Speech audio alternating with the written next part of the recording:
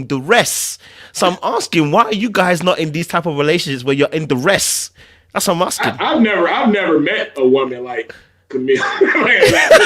She's different than any girl I've ever seen. I watched a couple of times trying to put my finger on it. Mm-hmm. I can put my finger on it. I know that in our season, like I said, I started off, the first connection I had was with Ida. And Ida's a straight shooter. And it's to the point there. And I found it attractive. You know, but she's not under duress, though. It was different. It's not, it wasn't like that. She's not under duress. It was a totally different spectrum, but that's like somebody that's a little quirky, a little straight shooter, a little quirky look. I mean, that was the closest I've seen.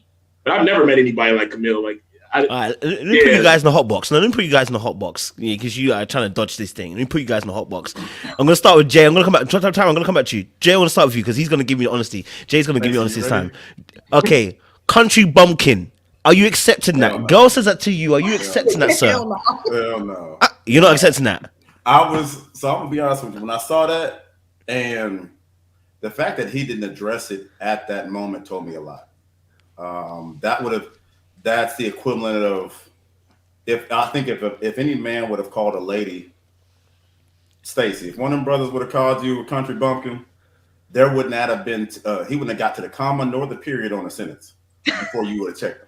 No. And I think that's once you let somebody kind of there's a progression of that type of behavior, and when you don't check it in the right then and there, then I think you give way to whatever's coming behind that. And so I was a little surprised in the fact that he didn't say it. I respect him allowing her to emote in the process and allowing to get whatever she needed to fill out. And then later on she came back and she apologized. But I really felt like, I don't think that she was sorry. I felt like she didn't want to mess up what she had going on. And that's the reason why she came back with the apology, because I haven't seen her backstep on any of the things that she's done anywhere else, except for in that one moment. And like I said, this is all we see on camera. So there could be other footage of it, but it just didn't go along with the storyline of her not backing down. But I was a little disappointed because I've never seen on any other season where somebody was thoroughly invested in somebody and called them a name, something like that, just because they were upset that the brother didn't do it the way that they wanted it done. And just to put it into context, Kojo, like Jay, Ron, Carrie, and I, we're from the South. To my understanding, I believe Cornelius is from Memphis or somewhere. He's from the South. And like, it's a very derogatory concept associated with calling someone a country bumpkin. And so I was, just as a viewer, I was highly offended because like it goes all the way back to Reconstruction and classism and all of that foolishness. And so, like, I just, like, to me, that would have been unforgivable. I would have put it in the back of my mind, my Rolodex, and be like, oh, okay, I got you, sis.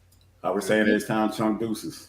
Yeah, I think it took him by surprise because if you see up to it, she's kind of stroking his ego before she said it. She's like, oh, these girls all on you. You don't see it. And he's kind of into it, like, yeah. And then she hit him with the country bumpkin.